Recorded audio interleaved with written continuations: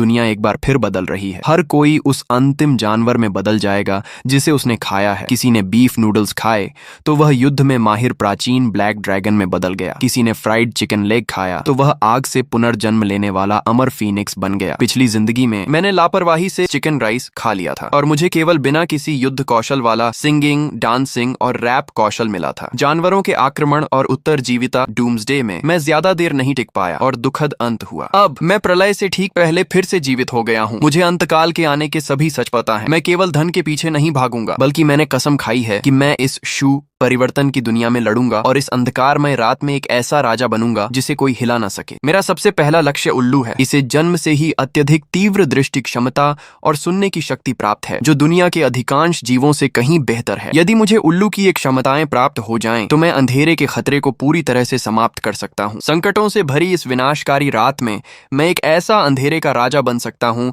जिसे कोई चुनौती न दे सके। दूसरा अनिवार्य विकल्प है इलेक्ट्रिक ईल। इसके शरीर से 800 वोल्ट से अधिक का शक्तिशाली उच्च वोल्टेज करंट निकलता है। पिछली जिंदगी में एक शक्तिशाली व्यक्ति ने इलेक्ट्रिक ईल की क्षमता के साथ अंतकाल में अपना दबदबा बनाया था। कोई भी उसे छूने की हिम्मत नहीं करता था। ये तय करने के बाद मैंने तुरंत इंटरनेट पर उन जीवों को खोजना शुरू किया जिनकी शारीरिक बनावट बेहद शक्तिशाली है। एक साधारण दिखने वाली चींटी ने तुरंत मेरा ध्यान खींचा। सामान्य चींटियां अपने वजन का 400 गुना तक उठा सकती हैं और बुलेट एंट तो चींटी प्रजाति की सबसे घातक खिलाड़ी है, जो दुनिया के शीर्ष 10 सबसे जहरीले जीवों में गिनी जाती है। शक्ति, धारणा और अत्यधिक जहर, सब कुछ मिल गया। लेकिन मेरे पास अभी भी सबसे महत्वपूर्ण रक्षा क्षमता की कमी थी। इस क्रूर अंतकाल में यदि रक्षा क्षमता कमजोर है तो चाहे हमला कितना भी शक्तिशाली क्यों न हो, अंत में आप अन्य उत्परिवर्तित प्राणियों का शिकार बन जाएंगे या किसी विशाल जानवर का भोजन बन जाएंगे। चूंकि मैं फिर से जी रहा हूँ, इसलिए मुझे खुद को बिना किसी कमजोरी के एक हेक्सागोनल सर्वगुण संपन्न योद्धा बनाना होगा। रक्षा की बात करें तो कछुआ चुनना बेहतर है या मगरमच्छ। पिछली जिंदगी में मैंने अपनी आंखों से देखा था कि जिस किसी ने प्रलय से पहले मगरमच्छ का मांस खाया था, वह बदलने के बाद पूरे शरीर पर मगरमच्छ की खाल से ढका हुआ था। उसकी ताकत और शारीरिक रक्षा बेहद डरावनी थी। तभी मुझे वाटर बेयर टार्डिग्रेड की याद आई, जिसकी जीवन शक्ति अविश्वसनीय है। यदि मैं प्रलय आने से पहले पर्याप्त मात्रा में टार्डिग्रेड खा सकूं, तो मैं उनकी अमरता की विरासत पा सकता हूं। यह जीव दावा करता है कि जब तक सूर्य नष्ट नहीं होता, तब तक यह जीवित रह सकता है। यह अत्यधिक उच्च तापमान, बेहद कम तापमान और उच्च दबाव वाले चरम वातावरण को सहन कर सकता है। यहाँ तक कि अगर इसे अंतरिक्ष में फेंक दिया जाए या परमाणु विकिरण का सामना करना पड़े, तो भी यह सुरक्षित रहता है जब तक कि वह परमाणु विस्फोट का केंद्र न हो। इससे भी महत्वपूर्ण बात यह है कि टार्डिग्रेड दुनिया में हर जगह पाए जाते हैं। गीली मिट्टी और काई की परत में वे हर जगह हैं। ये सबसे आसानी से मिलने वाला ट्रम्प कार्ड है। परमाणु बम के स्तर का विकिरण और मारियाना ट्रेंच का 6 गुना पानी का दबाव भी उन्हें नहीं मार सकता। लेकिन उनकी एक घातक कमजोरी है। यूवी लैंप के नीचे 15 मिनट तक रहने पर वे मर जाते हैं। 24 घंटे में वे अपनी जीवित रहने की क्षमता पूरी तरह खो देते हैं। भाप और सीधी आग भी उन्हें खत्म कर सकती है। सभी महत्वपूर्ण जानकारियां जुटाने के बाद मैंने तुरंत समय के साथ दौड़ना शुरू कर दिया। बीस्ट ट्रांसफॉर्मेशन प्रलय में केवल 3 दिन बचे हैं। मुझे अपने विशेष रूपांतरण की तैयारी करनी होगी। पहले टार्डिग्रेड्स को इकट्ठा करने की तैयारी के लिए वापस जाने से पहले सामान इकट्ठा करते समय सड़क के किनारे घास में एक 10 सेंटीमीटर लंबी सैलामेंडर रेंगती हुई दिखाई दी। मुझे याद आया कि इस जीव में सुपर सेल्फ हीलिंग प्रतिभा होती है और इसमें अंगों को दोबारा उगाने की क्षमता है। इंटरनेट पर पुष्टि करने के बाद कि सैलामेंडर अनंत रूप से पुनर्जीवित हो सकते हैं, मैं बहुत उत्साहित हो गया। टार्डिग्रेड की अमृता और सैलामेंडर की अंगों को फिर से उगाने की क्षमता का मेल, इन दो शक्तियों के संयोजन से मैं इस अंतकाल में लगभग अजेय हो जाऊंगा। मैंने सैलामेंडर को घर ले लिया। मैंने भारी कीमत देकर उल्लू, इलेक्ट्रिक ईल और बुलेट एंट जैसी महत्वपूर्ण सामग्रियां खरीदी। सब कुछ खत्म होते होते शाम हो गई। बाहर हल्का खाना खाने के बाद मैं स्कूल से माइक्रोस्कोप, बीकर, ड्रॉपर और अन्य प्रयोगशाला उपकरण ले आया ताकि मैं बाद में टार्डिग्रेड्स को अलग कर सकूं। ऑनलाइन ट्यूटोरियल के अनुसार मैंने काई को 24 घंटे तक गीला रखा, फिर उसका पानी निचोड़कर स्लाइड पर डाला और माइक्रोस्कोप से देखा। शायद पुनर्जन्म का भाग्य मेरे साथ था। पहली ही कोशिश में मुझे 0.1 मिलीमीटर का टार्डिग्रेड मिल गया। यह जीव नग्न आंखों से दिखाई नहीं देता है और मुझे सैकड़ों इकट्ठा करने की जरूरत थी। मुझे टार्डिग्रेड इकट्ठा करने में अपना सारा समय बर्बाद करने की आवश्यकता नहीं थी। तभी मेरे फोन पर एक संदेश आया। चींटी पालन के विशेषज्ञ ब्लॉगर जो जिमिंग, जिनके लाखों फॉलोअर्स हैं, ने मेरे संदेश का जवाब दिया। अगली सुबह मैंने सबसे पहले अपनी पाली हुई सैलामेंडर देखी। वह अभी भी जीवित और स्वस्थ थी। इसके बाद मैं समय पर जो जिमिंग के निजी ब्रीडिंग बेस पर पहुंचा। वहां कांच के जार में हर तरह के दुर्लभ कीड़े रखे थे और कोने में वही बुलेट एंट रखी थी जिसकी मुझे सख्त जरूरत थी। जो जिमिंग बुलेट एंट्स को लेकर बहुत ज्यादा सुरक्षात्मक था, यहाँ तक कि मरे हुए नमूनों को भी वह बहुत संजो कर रखता था। मैंने सीधे तौर पर 50 जीवित बुलेट एंट्स खरीदने की पेशकश की और साथ ही कुछ मृत नमूने भी मांगे। बिना कोई बात किए मैंने सीधे पैसे ट्रांसफर कर दिए। जो जिमिंग मन ही मन अपनी कम कीमत बताने पर पछता रहा था और साथ ही वह बहुत उत्सुक भी था कि मुझे मरे हुए कीड़ों की भी जरूरत क्यों है। बेस के सामने टहलते समय 2 लोहे के टुकड़ों जैसे दिखने वाले भृंगों बीटल्स ने मेरा ध्यान खींचा। जो जिमिंग ने बताया कि ये आयरन क्लाड बीटल हैं, जिन्हें प्रकृति का सबसे कठोर खोल वाला कीट कहा जाता है। ये अपने वजन से लगभग 40,000 गुना अधिक दबाव झेल सकते हैं। अगर इन्हें अनुपात के अनुसार बड़ा किया जाए तो इनका शारीरिक बचाव प्रकृति में सबसे बेहतरीन होगा। यह सुनकर मेरे अंदर खुशी की लहर दौड़ गई। क्या यह पिछली जिंदगी में सर्वनाश मचाने वाले आयरन आर्मर्ड बीस्ट का प्रोटोटाइप नहीं है? मैंने तुरंत आयरन क्लाड बीटल को अपनी खरीदने वाली सूची में शामिल कर लिया। जो जिमिंग ने भांप लिया कि मैं इन्हें खरीदने के लिए बेताब हूं, इसलिए उसने मनमाना दाम बढ़ा दिया। उसने स्पष्ट रूप से कहा कि ये दुर्लभ प्रजातियां बहुत महंगी होती हैं। इनकी कीमत हजारों से लेकर दसियों हजार तक होती है। काफी मोलभाव के बाद मैंने 20,000 युआन में 2 आयरन क्लाड बीटल खरीदे। अब मेरे पास केवल 10,000 से कुछ अधिक की बचत बची थी। मुझे अभी अमेरिकन इलेक्ट्रिक ईल और उल्लू के लिए भी पैसे बचाने थे। मैंने जो जिमिंग से अमेरिकन इलेक्ट्रिक ईल के खरीदने के स्रोत के बारे में पूछा। उसे एक दोस्त मिला जो दुर्लभ जलीय जीव पालता था। उसने हाल ही में एक इलेक्ट्रिक ईल खरीदी थी, लेकिन वह उसे जीवित नहीं रख पाया। वह ईल बहुत कमजोर हो चुकी थी और ज्यादा देर जीवित नहीं रह सकती थी। उस विक्रेता ने सुना कि कोई इसे भारी कीमत पर खरीदने वाला है तो उसने तुरंत 5,000 का दाम लगा दिया। जो जिमिंग ने सीधे इसे दोगुना करके मुझसे 10,000 युआन मांगे। समय की कमी को देखते हुए मैंने बिना मोल भाव किए तुरंत सौदा पक्का कर लिया। जो जिमिंग को लगा कि मैं बेवकूफ हूं और बहुत पैसा खर्च कर रहा हूं, लेकिन उसे यह नहीं पता था कि सर्वनाश आने के बाद नोटों का ढेर केवल कागज का टुकड़ा बनकर रह जाएगा। हम जल्दी से विक्रेता के घर पहुंचे। टैंक में असली अमेरिकन इलेक्ट्रिक ईल की पुष्टि करने के बाद मैंने तुरंत पैसे ट्रांसफर करके सौदा पूरा किया। विक्रेता ने मुझे जल्दी से उसकी देखभाल करने की सलाह दी, लेकिन मैंने लापरवाही से कह दिया कि सुना है इलेक्ट्रिक ईल का मांस स्वादिष्ट होता है, इसलिए मैं इसे पकाकर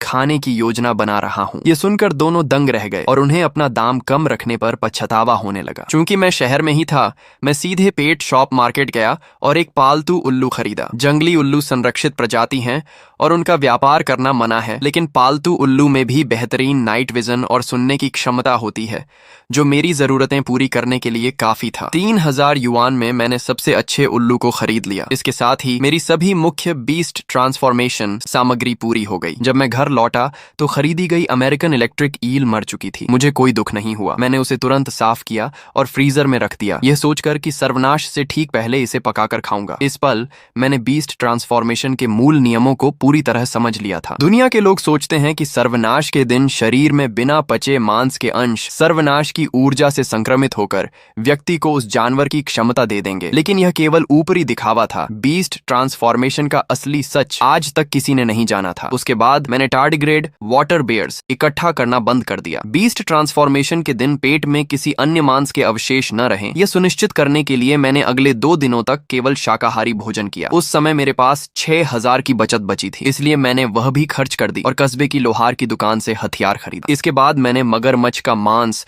उच्च कैलोरी वाली चॉकलेट और एक मैकेनिकल पॉकेट वॉच खरीदी। सर्वनाश के बाद बिजली पूरी तरह से कट जाएगी और दिन रात का अंतर करना मुश्किल होगा। केवल मैकेनिकल घड़ियां ही समय को सटीक रूप से नियंत्रित कर सकती हैं। घर लौटने पर मैंने मारे गए टार्डिग्रेड्स को सील कर दिया। साधारण चींटियों को भूनकर पीस लिया और उन्हें चींटी चॉकलेट में बदल दिया ताकि उन्हें खाना आसान हो। मैंने 5 किलो मगरमच्छ के मांस के पकौड़े बनाए और उसे अपनी पिछली जिंदगी की टीचर को दे दिया जिन्होंने मेरी मदद की थी। मैंने सभी खरीदी गई सामग्री की सूची बनाई। पालतू उल्लू, मृत अमेरिकन इलेक्ट्रिक ईल, 50 जीवित बुलेट चींटियां और कुछ मरी हुई 2 आयरन क्लैड बीटल और सील किए हुए टार्डिग्रेड। सब कुछ फ्रिज और स्टोर रूम में करीने से रखा था। अपने घर में इन बेमिसाल पत्तों कार्ड्स को देखकर मेरा मन स्थिर हो गया। पिछली जिंदगी में मैं असफल रहा और दूसरों का शिकार बना। इस जिंदगी में मेरे पास 10 शीर्ष बीस्ट ट्रांसफॉर्मेशन क्षमताएं हैं और मैं निश्चित रूप से सर्वनाश में हलचल मचा दूंगा। मैंने सीखे गए बीस्ट ट्रांसफॉर्मेशन नियमों के अनुसार क्रमबद्ध तरीके से भोजन किया। पहले मैंने विशेष रूप से बनाई गई बुलेट चींटी चॉकलेट खाई। गर्म मांस पेट में जाते ही गर्मी पूरे शरीर में दौड़ गई। 1000 पाउंड की महाशक्ति और जहरीले डंक की मूल शक्ति धीरे धीरे शरीर में घुल गई। इसके बाद मैंने आयरन क्लाड बीटल का मांस खाया। खोल सख्त और रूखा था, जिसे निगलना बहुत मुश्किल था। मैंने हिचकी को दबाते हुए दांत पीसकर उसे निगल लिया। एक ही पल में पूरे शरीर की त्वचा और मांसपेशियां खिंच गईं। एक अदृश्य भारी कवच पूरे शरीर पर छा गया। चरम दबाव को सहन करने वाली भौतिक सुरक्षा की मूल शक्ति धीरे धीरे मेरे शरीर में जड़ जमा गई। इसके बाद मैंने मगरमच्छ के मांस के पकौड़े खाए। 8 जंगली जानवरों की शक्ति पूरे शरीर में दौड़ गई। तराजू जैसी कठोर त्वचा, काटने की क्षमता और करीबी लड़ाई की पशु प्रवृत्ति विकसित हुई। अंत में मैंने उल्लू और इलेक्ट्रिक ईल का मांस खाया। अपनी योजना के अनुसार सभी शीर्ष बीस्ट ट्रांसफॉर्मेशन स्रोतों को अपने पेट में सुरक्षित कर लिया। पूरी प्रक्रिया के दौरान मैंने सावधानी बरती कि कोई अन्य मांस न खाऊं, यह सुनिश्चित करते हुए कि मेरा पेट पूरी तरह साफ रहे। भोजन करने के बाद मैंने सावधानी से कुल्ला किया और कुछ भी नहीं खाया। चुपचाप वैश्विक बीस्ट ट्रांसफॉर्मेशन आपदा के आने का इंतजार करने लगा। शाम के समय आसमान अचानक अंधेरा हो गया। पूरा आकाश अजीबोगरीब गहरे बैंगनी बादलों से ढक गया। हवा भारी और स्थिर थी, जिससे लोगों की छाती में घुटन महसूस हो रही थी। सड़कों पर अभी भी शोर था। लोग हंस रहे थे और घूम रहे थे। अनगिनत लोगों को नहीं पता था कि अंत आ रहा है। वे अभी भी बारबेक्यू और मिठाई खाने में व्यस्त थे। उन्हें यह नहीं पता था कि वे जो भोजन कर रहे हैं वही उनके जीवन की सर्वनाश क्षमता की ऊपरी सीमा तय कर देगा। आधी रात को ठीक 12 बजे एक अदम्य गड़गड़ाहट पूरी दुनिया में गूंजी। बिना किसी शोर के यह हर व्यक्ति की आत्मा के गहरे हिस्से में विस्फोट की तरह महसूस हुई। सर्वनाश की ऊर्जा नीचे गिरी। वैश्विक बीस्ट ट्रांसफॉर्मेशन आधिकारिक तौर पर शुरू हो गया। अदृश्य कंपन ने स्वर्ग और पृथ्वी को भेद दिया। बैंगनी बादलों ने नीचे दबाव डाला। सड़क की लाइटें पागलों की तरह जलने बुझने लगीं और अंत में टूट गईं। एक पल में शोर भरी रात की दुनिया पूरी तरह से अनंत सन्नाटे और अंधेरे में डूब गई। केवल अजीब सी ठंडी सांस गलियों में तैर रही थी। सन्नाटा केवल आधा सेकंड तक रहा। पास ही में जो व्यक्ति अभी भुना हुआ मटन खा रहा था, उसका शरीर अचानक जोर से कांप उठा। उसकी त्वचा और हड्डियां तेजी से बढ़ने और बदलने लगीं। घने काले भूरे बाल त्वचा को फाड़कर बाहर निकल आए। कुछ ही पलों में वह एक जंगली काले भूरे रंग के भेड़ में बदल गया। उसकी आंखें खून जैसी लाल और हिंसक थीं और उसने पूरी तरह से मानवता खो दी थी। उसके बगल में मौजूद लड़की का बदलाव बहुत अलग था, शांत लेकिन अजीब। उसका शरीर नग्न आंखों से देखे जाने की गति से नरम हो गया। हल्का नीला पानी का प्रकाश उसके चारों ओर घूमने लगा और कुछ ही पलों में वह पूरी तरह से पारभासी जल तत्व प्राणी में बदल गई। आतंक ज्वार की तरह पूरी गली में फैल गया। तरह तरह के पशु परिवर्तन के दृश्य आंखों के सामने हो रहे थे। हर किसी का अंत उनके द्वारा खाए गए अंतिम भोजन के साथ ही चुपचाप तय हो चुका था। सड़क के किनारे बीफ सूप की दुकान के सामने एक अधेड़ उम्र का आदमी, जिसने अभी अभी कटोरा नीचे रखा था, अचानक अपनी कमर झुकाकर मुड़ गया। उसकी मांसपेशियां और हड्डियां पागलपन की तरह फूल गईं। वह पूरी तरह से अपनी इंसानियत खो चुका था। उसकी कलाई की ताकत बेकाबू हो गई थी। उसने सिर झुकाकर एक जोरदार टक्कर मारी। उस अपार बल ने पूरी बस को हवा में उछाल दिया और वह सीधे सड़क के किनारे की दुकान से जा टकराई। दूसरी तरफ बीजिंग फ्राइड डिश रेस्टोरेंट की पिछली गली में एक आदमी जो घुटनों के बल गिरा हुआ था और पूरी तरह ऐंठन कर रहा था। उसकी त्वचा तेजी से गीली और धब्बेदार हो गई। उसका पूरा चेहरा एक बदसूरत मांस के लोथड़े में बदल गया। उसका लाल सांप जैसा जीभ बाहर निकला और एक गुजरते हुए राहगीर को जकड़ लिया। एक मुक्के के साथ उसने उसे खींचकर अपने पेट में निगल लिया। उसके शरीर पर अनगिनत छोटे फोड़े फट गए, जिससे बदबूदार संक्षारक एसिड जमीन पर फैल गया, जिससे जमीन से धुआं निकलने लगा और वह तेजी से पिघलने लगी। इस पल में सबसे आदिम और क्रूर जंगल का कानून लागू हो चुका था। मैं अपनी दूसरी मंजिल की खिड़की पर खड़ा होकर नीचे की अराजकता को ठंडी निगाहों से देख रहा था। तभी बगल की इमारत से गुस्से में दहाड़ने की आवाज आई। मैंने देखा कि 2 मीटर से अधिक लंबा एक काला भेड़िया सीढ़ी तोड़कर बाहर निकला और एक पंजे से सुरक्षा ग्रिल को चकनाचूर कर दिया। काला भेड़िया नीचे उतरने के बाद उसकी नजर भागती हुई भीड़ पर पड़ी और उसने एक अकेली लड़की को निशाना बनाया। वह उस पर झपट पड़ा। वह लड़की डर के मारे कांप रही थी और दौड़ भी नहीं पा रही थी। ऐसा लग रहा था कि वह भेड़िए का शिकार बन जाएगी। आसपास के लोग केवल अपनी जान बचाने में लगे थे। किसी की हिम्मत उसे रोकने की नहीं थी। मेरी आंखों में ठंडक थी। हालांकि मैं शुरू में ही अपनी ताकत नहीं दिखाना चाहता था, लेकिन बेबसों को मरते हुए देखना मेरी फितरत नहीं थी। यह मेरे लिए अपने प्रतिभाओं के साथ अपनी वास्तविक शक्ति को परखने का एक अच्छा मौका था। ये सोचकर मैं नीचे गया और 8 किलो का भारी हथौड़ा अपने हाथ में ले लिया। मेरा शरीर हिला। रात का दृश्य मेरी नाइट विजन क्षमता के कारण दिन जैसा साफ था। कानों में हवा की आवाज और यीशु विचित्र जानवरों की धड़कनें साफ सुनाई दे रही थीं। कदमों चूहों की आहट के साथ मैं सीढ़ियों से बाहर निकला। मेरी गति सामान्य पशु परिवर्तित लोगों से कहीं अधिक थी। उस समय वह काला भेड़िया ईशो उस लड़की पर झपटने ही वाला था। मेरे आने की आहट सुनकर उसने अपना सिर घुमाया और उसकी लाल आंखों ने मुझे निशाना बना लिया। उसने एक धीमी चेतावनी भरी दहाड़ निकाली। मैंने एक हाथ में हथौड़ा पकड़ा हुआ था। मेरे पूरे शरीर पर सूक्ष्म बिजली की लहरें तैर रही थीं और मेरा भारी कवच अदृश्य रूप से मेरे पूरे शरीर को ढके हुए था। मैंने उसे ऊपर से नीचे की ओर ठंडी निगाहों से देखा। शांत हो जाओ, दफा हो जाओ। काला भेड़िया ईशो मेरे शरीर से निकली अजीब सी ऊर्जा से सहम गया। एक पल के लिए हिचकिचाया, लेकिन फिर उसकी हिंसक प्रवृत्ति जाग गई। उसने अपने चारों पैरों से जमीन पर जोर दिया और खून की गंध वाली हवा के साथ मेरी ओर झपटा। मैं बिल्कुल नहीं हिला। मेरे शरीर के अंदर की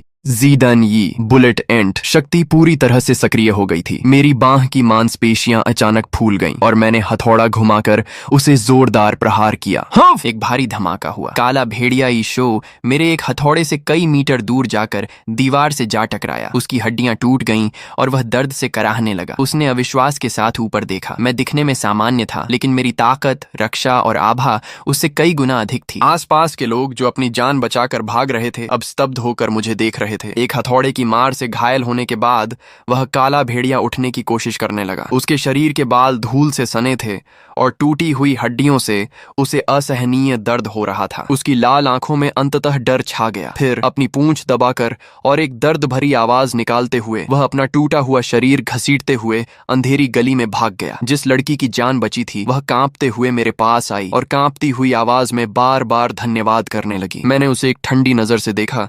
मेरी आवाज में कोई भाव नहीं था। धन्यवाद मत कहो, अंत के समय में केवल खुद पर ही भरोसा किया जा सकता है। अपना ख्याल रखो। इतना कहकर मैं उसकी ओर ध्यान दिए बिना अपने घर की ओर मुड़ने लगा। लेकिन कुछ ही कदम चलने के बाद गली के दोनों ओर की झाड़ियों और कोनों के साए से फुसफुसाहट और तेजी से चलने की आवाजें सुनाई देने लगीं। मेरे उल्लू जैसी तेज सुनने की क्षमता ने तुरंत खतरे को भांप लिया। अगले ही सेकंड नाखून के आकार की अनगिनत काली चींटियां हर तरफ से निकल आईं और गली के बीच में पागलपन की तरह बढ़ने लगीं। वे जहां से भी गुजर रही थीं, वहां की घास भी खाकर खत्म हो रही थी। उत्परिवर्ती चींटियों का झुंड। विपत्ति की ऊर्जा ने न केवल इंसानों को संक्रमित किया था, बल्कि सड़क पर चल रहे लोगों को भी तुरंत घेर लिया। चीखों का सिलसिला शुरू हो गया। लड़की डर के मारे पीली पड़ गई और मेरे पीछे छिप गई। उसकी आवाज कांप रही थी। बहुत सारी चींटियां हैं, हम क्या करें? क्या हम यहाँ मर जाएंगे? मेरी आंखें ठंडी थीं। मेरे पूरे शरीर पर नीली बिजली की चिंगारियां चमकने लगीं। बढ़िया, इन उत्परिवर्ती चींटियों पर अपनी गाओ या लेई दियान उच्च वोल्टेज बिजली प्रतिभा की शक्ति को आजमाते हैं। मैं वहीं खड़ा रहा। मेरा मन शांत था। मेरे शरीर के अंदर से 800 वोल्ट की उच्च वोल्टेज बिजली अचानक निकली और मेरे पैरों के जरिए जमीन में समा गई। जिजे एक तीखी बिजली की आवाज आई। नीली बिजली मेरे चारों ओर से फैल गई। जो चींटियां बिजली के संपर्क में आईं, वे तुरंत काली पड़ गईं और ढेर होने लगीं। हवा में जलने की गंध फैल गई। लेकिन चींटियों का झुंड बहुत बड़ा था। जो आगे वाली मरती, पीछे वाली बिना डरे आगे बढ़ती रहती। केवल रेंज वाली बिजली का हमला बहुत धीमा था। मैंने तुरंत अपनी रणनीति बदली। जहरीली प्रतिभा तुरंत सक्रिय हो गई। मेरी उंगलियों के पोरों से हल्का बैंगनी रंग का जहर चमकने लगा। बिजली के साथ मिलकर मेरे 3 मीटर के दायरे में जो भी चींटी आती, वह या तो बिजली से मर जाती या तुरंत जहर से। साथ ही घड़ियाल की दोहरी रक्षा पूरी तरह सक्रिय थी। भले ही कोई चींटी मेरे ऊपर चढ़ती, वह मेरे लोहे जैसे सख्त शरीर को नहीं काट सकती थी। टार्डिग्रेड की कभी न मरने वाली प्रकृति और हमेशा रहने वाली ZU स्वयं ठीक होने की प्रतिभा ने मुझे बेफिक्र बना दिया था। भले ही मैं गलती से घायल हो जाता, मैं तुरंत ठीक हो जाता। कुछ ही मिनटों बाद मेरे पैरों के नीचे चींटियों की लाशों का एक मोटा ढेर बन गया, जिसने एक दीवार की तरह काम किया। मेरे पीछे छिपी हुई लड़की मुझे इतनी आसानी से खतरे को टालते हुए देखकर आश्चर्य और प्रशंसा से भर गई थी। चींटियों के झुंड के खतरे को हल करने के बाद जैसे ही मैं उससे जाने के लिए कहने वाला था, दूर से ही दहाड़ने की एक कान फोड़ देने वाली आवाज आई। मैंने देखा कि 3 मीटर लंबा एक विशाल कुत्ता, जिसके दांत बाहर निकले हुए थे, मेरी ओर भागता हुआ आ रहा था। उसके पीछे 1 दर्जन लोग हाथ में लाठी और हथियार लिए हुए थे, जिनकी आंखों में क्रूरता थी। वे इस कुत्ते का शिकार करके संसाधन लूटना चाहते थे, लेकिन अगले ही सेकंड स्थिति पूरी तरह उलट गई। विशाल कुत्ते ने अचानक मुड़कर सबसे आगे वाले व्यक्ति को पंजा मारा और उसका गला काट दिया। खून हर तरफ छिड़क गया। बाकी लोग डर गए और अपनी जान बचाकर भागने लगे। एक व्यक्ति को मारने के बाद विशाल कुत्ते की नजर गली पर पड़ी और उसने मुझे निशाना बना लिया। शायद उसने भांप लिया था कि मैं साधारण नहीं हूँ। उसने एक दहाड़ मारी और मेरी तरफ झपट्टा। उसकी गति अविश्वसनीय थी। मेरी आंखें गहरी हो गईं। मैं मुसीबत नहीं मोल लेना चाहता था, लेकिन मुश्किलें पीछा नहीं छोड़ रही थीं। चूंकि वह खुद ही मौत को दावत दे रहा है, तो इस उच्च स्तरीय यीशु कुत्ते पर अपनी सभी प्रतिभाओं को एक साथ मिलाकर अपनी पूरी ताकत आजमाने का यह सही मौका है। यह सोचकर मैंने 8 किलो का भारी हथौड़ा मजबूती से पकड़ा। ज़ीदान यी की दैवीय ताकत पूरी तरह से सक्रिय हो गई। मेरी बाहें थोड़ी तन गईं और मेरे शरीर के चारों ओर बिजली लिपट गई। मैं वहीं खड़ा होकर उसके आने का इंतजार करने लगा। आसपास के सभी बचे हुए लोग अपनी सांसें रोककर यह सब दूर से देख रहे थे। वह विशाल कुत्ता पलक झपकते ही मेरे पास पहुंच गया। उसने अपना खून का प्यासा मुंह खोला और तीखी गंध के साथ वह मुझ पर झपटा। झपटते हुए वह मुझे एक झटके में खत्म करना चाहता था। मेरी आंखें ठंडी थीं। मैं पीछे नहीं हटा बल्कि प्रतिवाद किया। पैरों से जमीन को जोर से धकेला और शरीर हवा में उछल गया। रात में देखने की अपनी क्षमता का उपयोग करते हुए मैंने उसके सिर को सटीक रूप से निशाना बनाया। अपने शरीर की पूरी ताकत अपनी भुजाओं में समेटी और भारी हथौड़ा ऊपर उठाकर हवा को चीरते हुए जोर से नीचे दे मारा। धड़ाम! एक कान फाड़ देने वाली गूंज सुनाई दी। जंगली कुत्ते की खोपड़ी तुरंत पचक गई। करंट हथौड़े के जरिए उसके शरीर में दौड़ गया और जहर ने पूरी तरह से नसों को नष्ट करते हुए उसके पूरे शरीर में फैलना शुरू कर दिया। विशाल जंगली कुत्ता दर्द में चीख भी नहीं पाया और उसका विशाल शरीर जमीन पर आ गिरा। कुछ देर हाथ पैर फड़फड़ाने के बाद उसने दम तोड़ दिया। एक ही वार में उच्च स्तरीय यीशु अजीब जानवर का खात्मा। दूर खड़े राहगीर पूरी तरह से दंग रह गए। चारों ओर सन्नाटा पसर गया। हर किसी की नजरों में मेरे प्रति अब केवल अत्यधिक डर और सम्मान था। मैंने हथौड़े से खून झटका और उदासीन भाव से खड़ा रहा। अभी मैं उस जंगली कुत्ते के शव को देखने के लिए झुकने ही वाला था कि कहीं उससे जानवर के अंग सामग्री मिल सके। तभी पहाड़ों और जंगलों से वह डरावनी दहाड़ फिर से गूंज उठी। ये दहाड़ पिछली वाली से कहीं अधिक हिंसक थी। उसमें सब कुछ तबाह कर देने का दबाव था। मेरी आंखें अचानक गंभीर हो गईं। पिछले जन्म की प्रलय की शुरुआत में इतनी शक्तिशाली ये शव नहीं थी। क्या यह पुनर्जन्म के कारण हुआ बदलाव है? केवल उसकी सांसों से ही अंदाजा लगाया जा सकता था कि उस जानवर की शक्ति अभी मारे गए जंगली कुत्ते से कहीं अधिक थी। यह निश्चित रूप से प्रलय के शुरुआती दौर की शीर्ष श्रेणी की ये शव थी। वह क्या चीज है? किसी ने डर के मारे चीखते हुए पूछा। सभी ने उस आवाज की दिशा में जंगल के प्रवेश द्वार की ओर देखा। घने अंधेरे में एक विशाल काली आकृति धीरे धीरे कस्बे की ओर बढ़ रही थी। वह 5 मीटर ऊंचा था। उसका शरीर काले स्याह सख्त कवच स्केल्स से ढका हुआ था। उसके सिर पर 3 नुकीले खून से सने सींग थे। चेहरा काले भालू जैसा था और 4 मोटे पैर थे। उसके हर कदम से जमीन पर गहरे निशान पड़ रहे थे। बाहर निकली हुई दाढ़ों से बदबूदार लार टपक रही थी और उसकी आंखें खून जैसी लाल चमक रही थीं। ये तो म्यूटेंट ब्लैक आर्मर्ड बियर है। राहगीर पूरी तरह से टूट चुके थे। भागने की हिम्मत भी नहीं बची थी। वे जमीन पर बैठकर कांप रहे थे। सब खत्म हो गया। हम सब मर जाएंगे। इतनी शक्तिशाली ये शो का सामना कोई नहीं कर सकता। म्यूटेंट ब्लैक आर्मर्ड बियर ने पूरे कस्बे का जायजा लिया। उसकी खूनी नजरें तुरंत मुझ पर टिक गईं। ऐसा लगा जैसे उसे उस जंगली कुत्ते को मारने के बाद मेरी शक्तिशाली ऊर्जा का एहसास हो गया हो। उसने मुझे देखकर दहाड़ लगाई और तुरंत मेरी ओर दौड़ पड़ा। उसकी गति इतनी तेज थी कि केवल परछाई ही दिखाई दे रही थी। कुछ ही सेकंड में वह गली के बीच में पहुंच गया। उसने अपने विशाल पंजों से पूरी ताकत के साथ मुंह पर हमला किया। हवा का दबाव इतना था कि सांस लेना मुश्किल हो गया। हट जाओ! जिस लड़की को मैंने बचाया था उसने निराशा में चीखते हुए कहा। मेरी आंखें ठंडी थीं। मैंने कोई कसर नहीं छोड़ी। मैंने तुरंत अपनी पूरी रक्षात्मक प्रतिभा सक्रिय कर दी। आयरन बीटल का अंतिम कवच और मगरमच्छ के सख्त स्केल्स 2 परतों की रक्षा ने मेरे शरीर को एक अभेद्य दीवार में बदल दिया। साथ ही वाटर बियर की अमृता की क्षमता भी पूरी तरह तैयार थी। आते हुए पंजे का सामना करते हुए मैं न हिला न पीछे हटा। मैंने एक हाथ से हथौड़ा मजबूती से पकड़ा। बुलेट की 400 गुना ताकत के साथ पूरी शक्ति का विस्फोट हुआ। मेरी मांसपेशियां तन गईं। पूरी ताकत हथौड़े में केंद्रित कर दी और आते हुए पंजे के सामने जोर से मारा। खटाक! लोहे और धातु के टकराने जैसी आवाज गूंजी। सदमे की लहर चारों ओर फैल गई। पास की कूड़ेदान तुरंत उड़ गए। मुझे पीछे धकेल दिया गया। मैं 3 कदम पीछे हटा। जमीन पर मेरे पैरों से 2 गहरे निशान बन गए। मेरी भुजाओं में हल्की झंझनाहट हो रही थी। म्यूटेंट ब्लैक आर्मर्ड बियर भी हमले के कारण एक पल के लिए रुक गया। साफ था कि उसे फायदा नहीं हुआ था। वह पागल होकर दहाड़ने लगा। वह पूरी तरह क्रोधित हो गया था और फिर से लगातार पंजे चलाकर मुझ पर हमला करने लगा। हर हमले में पूरी दुनिया को हिला देने वाली ताकत थी, जिससे जमीन गड्ढों से भर गई थी। मैं अपनी उल्लू जैसी रात में देखने की क्षमता से उसके हर हमले को सटीक रूप से पकड़ रहा था और फुर्ती से बच रहा था। साथ ही मैं अपने उच्च वोल्टेज बिजली का नियंत्रण करते हुए नीली बिजली की किरणें भालू की ओर छोड़ रहा था। बिजली की गड़गड़ाहट सुनाई दी, बिजली उसके काले कवच पर गिरी और अनगिनत चिंगारियां निकलीं, लेकिन केवल उथले निशान ही छोड़ पाई। केवल बिजली का हमला उसकी रक्षा को नहीं भेद सकता था। मेरी आंखें सिकोड़ी और मैंने तुरंत रणनीति बदली। मैंने झार की अपनी प्रतिभा को पूरी तरह से सक्रिय कर दिया। मेरी उंगलियों पर हल्का बैंगनी रंग छा गया। मैंने सही समय का इंतजार किया, भालू के पंजा चलाने के दौरान खाली जगह का फायदा उठाया। मैं बिजली की गति से आगे बढ़ा, हवा में उछला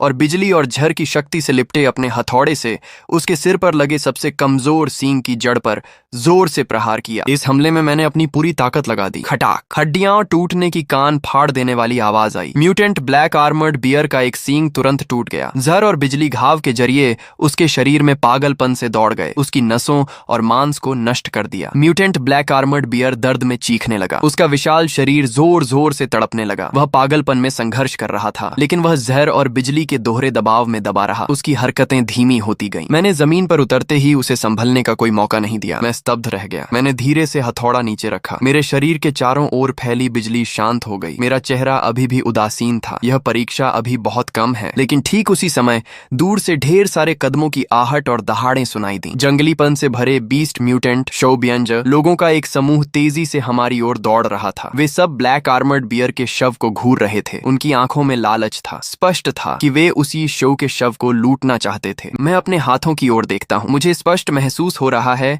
कि उच्च स्तरीय यीशु को मारने के बाद मेरे भीतर की शोबियन प्रतिभा चुपचाप मजबूत हो रही है। मेरा पूरा शरीर रक्त और ऊर्जा से भर उठा है। जाहिर है इस उच्च स्तरीय यीशु को मारने से मेरी समग्र प्रतिभा में सूक्ष्म सुधार हुआ है। वहीं दूसरी ओर वे हिंसक शोबियंज सड़क के कोने तक दौड़ते हुए आ चुके हैं। कुल मिलाकर दर्जन भर लोग हैं, जिनकी आंखें खून जैसी लाल और चेहरे डरावने हैं। उनके शरीर पर जानवरों के लक्षण दिखाई दे रहे हैं। किसी के कान भेड़िए जैसे हैं तो किसी के हाथ जानवरों के पंजों में बदल चुके हैं। इस काली बख्तरबंद भालू का शव मेरा है। जो भी इसे छीनने की कोशिश करेगा वह मरेगा। नेतृत्व करने वाले हट्टे कट्टे व्यक्ति का सिर तेंदुए जैसा है। आसपास के अन्य बचे हुए लोग इतने डर गए कि वे पीछे हट गए। इस संघर्ष में फंसने से डर रहे थे। यहाँ तक कि जिस लड़की को मैंने पहले बचाया था वह भी कोने में दुबक गई और बोलने की हिम्मत नहीं जुटा पाई। दर्जन भर शोबियंज ने मुझे और भालू के शव को घेर लिया। वे मुझे क्रूर निगाहों से देख रहे थे। ये देखकर कि मैं अकेला हूँ वे और भी बेखौफ हो गए। लड़के, तुम्हारे पास कुछ कौशल तो है। इस काले भालू को मार डाला, लेकिन तुम्हारी किस्मत यहीं खत्म होती है। चुपचाप भालू का शव सौंप दो और अपनी शोबियन प्रतिभा का रहस्य बता दो। मैं तुम्हें एक साबुत लाश के रूप में छोड़ सकता हूँ। मैं वहीं खड़ा रहा, एक हाथ में दीवार तोड़ने वाला बड़ा हथौड़ा लिए हुए। मेरी आंखों में कोई हलचल नहीं थी। मेरा चेहरा ठंडा था। मुझे यह सब बेहद हास्यास्पद लगा। पिछली जिंदगी में अपनी कायरता और समझौते के कारण ही मैं दूसरों के हाथों की कठपुतली बना था। इस जिंदगी में जो कुछ भी मेरा है उसे पाने के लिए दूसरों को कीमत चुकानी होगी। तुम्हें आखिरी मौका दे रहा हूं, यहां से दफा हो जाओ। मेरी आवाज शांत थी, लेकिन इसमें एक ऐसी धमक थी जिसे नकारा नहीं जा सकता था। लेकिन लालच में अंधे हो चुके इन शोबियंजे ने एक नहीं सुनी। मौत को बुलावा। नेतृत्व करने वाले हिंसक शोबियंजे ने दहाड़ लगाई और स्टील पाइप लहराते हुए मेरी ओर दौड़ पड़ा। आसपास के अन्य शोबियंजे भी चिल्लाते हुए मुझ पर टूट पड़े। कोई अपने पंजों से हमला कर रहा था तो कोई मुक्कों से। वे मुझे घेर कर मार डालना चाहते थे। हमले के सामने मैं बिल्कुल नहीं घबराया। उल्लू की तीव्र सुनने की क्षमता पूरी तरह सक्रिय थी। कुछ मीटर के दायरे में हवा की सरसराहट, मुक्कों की आवाज और कदमों की आहट, सब कुछ साफ सुनाई दे रहा था। हर व्यक्ति के हमले के रास्ते का मैंने सटीक अनुमान लगा लिया था। लोहे के बीटल और मगरमच्छ की दोहरी रक्षा तुरंत सक्रिय हो गई। मैं उनके हमलों को अपने शरीर पर वैसे ही पड़ने दे रहा था, चाहे स्टील पाइप का प्रहार हो या पंजों का खरोंच। वे मेरे शरीर पर सिर्फ चिंगारियां ही छोड़ पा रहे थे। मेरी खाल तक को चोट नहीं पहुंचा सके। ये कैसे संभव है? उसकी रक्षा इतनी मजबूत कैसे हो सकती है? हिंसक हट्टा कट्टा व्यक्ति हैरान था। उसे विश्वास नहीं हो रहा था कि उसका पूरा जोर लगाने के बाद भी हमले का कोई असर नहीं हुआ। मैं उनके साथ उलझने के मूड में नहीं था। 400 गुना बुलेट एंड और मॉन्स्टर स्ट्रेंथ का विस्फोट हुआ। मैंने बड़ा हथौड़ा उठाया और लापरवाही से घुमाया। धड़ाम! एक भारी गूंजती हुई आवाज आई। सामने वाले दो लोग हथौड़े की चपेट में आ गए। उनके मुंह से खून निकला और वे पतंग की डोर टूटने की तरह हवा में उड़ गए और जोर से जमीन पर गिरे। मौके पर ही बेहोश हो गए। बाकी लोग डर के मारे पीले पड़ गए। उन्हें समझ आ गया कि मैं उनसे किस स्तर का प्रतिद्वंद्वी हूँ, लेकिन अब पीछे हटने का रास्ता बंद हो चुका था। उन्हें मजबूरी में हमला जारी रखना पड़ा। मेरा मन एक पल के लिए घूमा। इलेक्ट्रिकल हाई वोल्टेज ठंडर प्रतिभा पूरी तरह से सक्रिय हो गई। नीली बिजली मेरे पूरे शरीर पर लिपट गई और एक विद्युत कवच इलेक्ट्रिक बैरियर बन गई। जो भी शू बियंज करीब आया, बिजली के झटके से थरथराकर जमीन पर गिर पड़ा। इसके तुरंत बाद बुलेट एंड पॉइजन मेरी उंगलियों से बहने लगा। मैं बिजली की गति से आगे बढ़ा, बेतरतीब हमलों से बचा और हर बार सटीक प्रहार किया। बैंगनी जहर उनके शरीर में घुस गया, जिससे वे सुन्न हो गए, अंग सख्त हो गए और फिर उनमें कोई प्रतिरोध करने की ताकत नहीं बची। मुश्किल से 10 सेकंड में मुझ पर हमला करने वाले दर्जन भर शूबियन, में से आधे से ज्यादा जमीन पर गिर गए। दर्द से कराहने की आवाजें चारों ओर गूंजने लगी। नेतृत्व करने वाला हिंसक व्यक्ति डर के मारे कांपने लगा। उसका अहंकार गायब हो चुका था। वह मुड़ा और भागने की कोशिश करने लगा। जाने की सोच रहे हो? मेरी आंखें ठंडी पड़ गईं। मेरा शरीर बिजली की गति से उछला। मेरे पैरों ने बल लगाया। मेरी गति उसकी हिंसक चाल से कहीं ज्यादा तेज थी। मैंने एक कदम में उसे पकड़ लिया और हाथ उठाकर उसके पीछे हथौड़ा मारा। खड़क, हड्डियों के टूटने की आवाज आई। हिंसक व्यक्ति सीधे घुटनों के बल गिर पड़ा और उसने अपनी पूरी युद्ध क्षमता खो दी। मैंने जमीन पर दर्द से कराहते हुए शो बियंजे पर एक ठंडी नजर डाली। मेरे मन में तनिक भी दया नहीं आई। यह मोशियो ऐसा ही है जहां कमजोर को बलवान खा जाता है। या तो तुम मरो या फिर सामने वाले को मारो। दुश्मन के प्रति दया दिखाना खुद के लिए क्रूरता है। इन लुटेरों को ठिकाने लगाने के बाद मैं काली बख्तरबंद भालू की लाश के पास गया और झुका। जल्दी ही मैंने उसके हृदय के स्थान पर कुछ खोज लिया। Beast core. यह कबूतर के अंडे जितना बड़ा था, काला और चमकदार था, जिसमें से हल्की ऊर्जा तरंगे निकल रही थी। यही उच्च स्तरीय ये शो का सार है। मैंने अपनी उंगलियों से उस चमकदार काले शो ही को पकड़ लिया। ऊर्जा की एक हल्की लहर मेरी उंगलियों के जरिए मेरे शरीर में प्रवाहित हुई। मेरे अंगों और नसों में एक झुनझुनी सी दौड़ गई। मेरी उल्लू की संवेदनशीलता, इलेक्ट्रिक ईल की बिजली, चींटी की सुपर ताकत और लोहे के बीटल की रक्षा सब एक साथ गूंजने लगे। जैसे किसी प्यासे को मीठा पानी मिल गया हो। आसपास के बचे हुए सर्वाइवर्स पहले ही डर के मारे जड़ हो चुके थे। मुझे देखते हुए उनकी आंखों में अब केवल सम्मान और भय बचा था। वे इतनी हिम्मत भी नहीं जुटा पा रहे थे कि जोर से सांस ले सकें। जो लड़की अभी मैंने बचाई थी वह कोने में सिकुड़ी हुई थी, लेकिन उसने साहस जुटाकर मेरी ओर 2 कदम बढ़ाए। उसके पैर अभी भी कांप रहे थे और आवाज इतनी धीमी थी कि मुश्किल से सुनी जा सके। क्या तुम ठीक हो? मैंने उस पर कोई ध्यान नहीं दिया। मेरी नजरें काले भालू की विशाल लाश पर टिकी थीं। मेरा मन कुछ सोच रहा था। इस स्तर के उच्च स्तरीय यीशो का मांस और शो ही इस दुनिया की सबसे बेहतरीन प्राकृतिक संपदा है। कोई भी इसे खाकर अपनी ताकत बढ़ा सकता है, लेकिन जोखिम भी उतना ही घातक है। सामान्य शोबियंजे अगर ईशो का मांस बिना किसी तैयारी के खा लें तो या तो उनकी प्रतिभा खराब हो जाएगी और वे कमजोर पड़ जाएंगे। लेकिन मैं एंडेड बॉडी ऑफ वाटर बियर और कई पूर्ण प्रतिभाओं के साथ बिना किसी नुकसान के इस ऊर्जा को अवशोषित कर सकता हूं और अपनी युद्ध क्षमता को लगातार बढ़ा सकता हूं। बिना किसी दुष्प्रभाव के एक ही बार में निगलते ही शक्तिशाली बन जाना। ज्यादा समय नहीं लगेगा। पूरा सर्वनाश एंड टाइम्स के शक्तिशाली लोग और गुट मेरे पीछे पड़ जाएंगे और मुझे एक ऐसी बेशकीमती वस्तु समझेंगे जिसे हासिल करना हर किसी का लक्ष्य होगा। यह सोचकर मैंने तुरंत इसे अवशोषित करने का विचार दबा दिया। लेकिन तभी मेरे उल्लू आवल जैसे सुपर हियरिंग ने उत्तर पश्चिम दिशा से आती तेज सरसराहट और भारी कदमों की आहट सुनी। कम से कम 30 से अधिक की संख्या में। उनकी सांसें बहुत हिंसक थीं, जो अभी वाले ब्लैक आर्मर्ड बियर से कहीं अधिक खतरनाक थीं। मेरी आंखें अचानक ठंडी हो गईं। अगर जिंदा रहना है तो तुरंत छिप जाओ, मैंने ठंडे स्वर में कहा। और बचे हुए लोग, एक जेब, एक हाथ में 8 किलो का हथौड़ा, चारों ओर बिजली और जहर के घेरे के साथ, दोनों तरह की सुरक्षा खोलकर मैं सड़क के बीचों बीच खड़ा हो गया, सामने से आने वाले जानवरों के झुंड का सामना करने के लिए। अगले ही पल अंधेरे से काली परछाइयों का सैलाब उमड़ पड़ा। सबसे आगे 3 मीटर ऊंचा एक उत्परिवर्ती शिकारी कुत्ता, म्यूटेंट हंटिंग डॉग था, जिसके बाल बिखरे हुए थे। बाहर निकले हुए दांतों से टपकती लार जमीन को भी गला रही थी। उसके पीछे भेड़िए, तेंदुए, जंगली सुअर जैसे दर्जनों हिंसक जानवर थे, जिनकी आंखें खून जैसी लाल थीं और वे उस ब्लैक आर्मर्ड बियर की खून की गंध और मेरी मौजूदगी से आकर्षित होकर आए थे। बिना सोचे समझे मौत की ओर बढ़ रहे हो, मैंने धीमे से हंसकर कहा। और कदम, वह जानवर बिना एक चीख निकाले सीधा नीचे गिर पड़ा। बाकी जानवर दहाड़ते हुए टूट पड़े, पंजे और दांतों से पागलों की तरह नोचने लगे। लेकिन उनका हमला मेरे आयरन बीटल और मगरमच्छ की दोहरी कवच पर लगा और केवल कुछ चिंगारियां निकली, खाल तक नहीं फटी। मैं पीछे हटने के बजाय आगे बढ़ा, जैसे भेड़ के झुंड में कोई बाघ हो। बिजली की शक्ति पूरी तरह खुल गई। नीली बिजली की लपटें मेरे चारों ओर से फूटी और बहुत सारे जानवर झटके खाकर तड़पने लगे। जहर मेरी उंगलियों के साथ बहता रहा, जिसे छूते ही वे गल गए। दानवी ताकत की बदौलत हर हथौड़ा एक जानवर का सिर फोड़ देता था। रात में देखने की क्षमता ने अंधेरे में मेरे लिए रास्ते आसान कर दिए।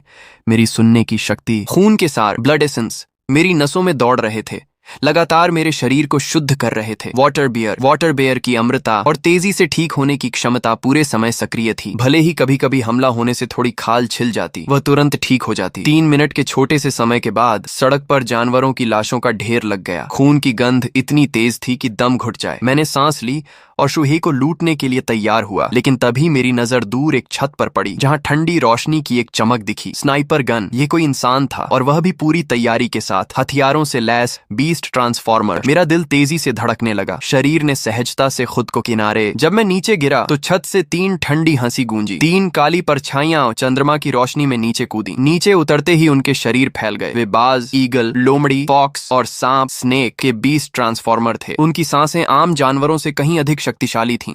जाहिर है ये वे लोग थे जो पहले से ही घात लगाकर बैठे थे। बाज जैसा दिखने वाला आदमी अपने आधे पंख फड़फड़ाते हुए हवा में लटक गया। उसकी आंखों में एक घृणित चमक थी। लड़के, ब्लैक आर्मर्ड बियर को मारना और जानवरों के झुंड को खत्म करना तुम्हारी क्षमता तो बहुत है। अपने पास मौजूद सारे शू ही सौंप दो और अपनी बीस्ट ट्रांसफॉर्मर बनने की तकनीक भी, हम तुम्हें एक साफ मौत देंगे। लोमड़ी जैसी दिखने वाली महिला ने अपनी जीभ से होंठ चाटे। हम तुम्हें काफी समय से देख रहे हैं। एक ही व्यक्ति में कई तरह की ताकतें। यह रहस्य ऐसी चीज नहीं है जिसे तुम संभाल सको। विरोध मत करो वरना तुम्हें इतनी दर्दनाक मौत देंगे कि तुम तड़प उठोगे। यह कहने के बाद तीनों ने मुझे त्रिकोणीय घेरे में ले लिया। उनकी नजरें मुझ पर टिकी थीं। स्पष्ट था कि वे जीत के प्रति आश्वस्त थे। आसपास छिपे हुए बचे हुए लोगों के दिल गले में आ गए थे। मैंने हथौड़ा कसकर पकड़ा और धीरे धीरे सीधा खड़ा हो गया। मेरे होंठों पर एक ठंडी मुस्कान थी। तुम लोगों की बस इतनी ही औकात है। बाज जैसे दिखने वाले आदमी का चेहरा गुस्से से लाल हो गया। मरने की इच्छा है। बात खत्म होते ही उसने अपने पंख फड़फड़ाए और तीर की तरह नीचे की ओर झपटा। उसके पंजे अपनी धार के साथ सीधे मेरे सिर पर हमला करने के लिए थे। उसी समय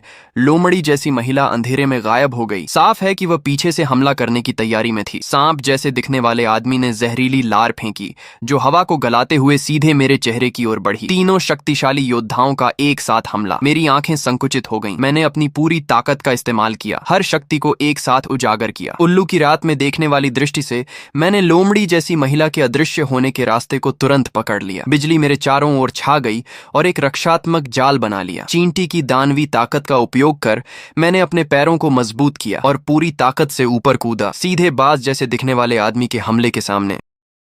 आज के लिए बस इतना ही। नींद के कारण मुझसे और नहीं जागा जा रहा है। अगर आप लोगों को इस कहानी का पूरा पार्ट देखना है तो कमेंट में फुल पार्ट लिख देना। मैं चला सोने। आप लोग लाइक और सब्सक्राइब करना मत भूलना। मिलते हैं नेक्स्ट वीडियो में।